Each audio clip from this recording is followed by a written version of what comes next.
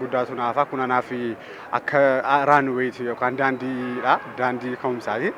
Yaa gammachuu guddaatu natti dhagahama. Karaa fuuldura jiruuf immoo enerjii yookaan humna naa ta'a jechuudha wanti kuni. Eerlaayinsii kana keessa akka paartii tokko ta'ee leenjii kana fudhadhee asuma itti fufuun koo baay'ee ittiin gammade. Akkuma beeknu Itoophiyaan Eerlaayinsii dhaabbata guddaadha. Dhaabbata guddaan kun immoo opportunity akkasii kanaaf akka cabin crew tokko kootti fudhachuu kootiin baay'een gammada. So I'm ready to serve my country and I'm happy. Gammachuu guddaan natti dhagahame guyyaa kana ga'uun waan guddaadha. Nama kumaatamaan dorgomti.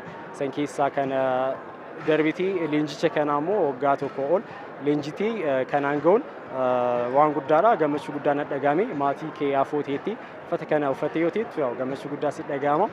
Ana fuulduraaf immoo kaampaanii kanallee biyya kiyyallee kaapteenii illee ta'ee fuulduratti illee biyya kiyya kaampaanii kana tajaajilu karoora akkasii qaba.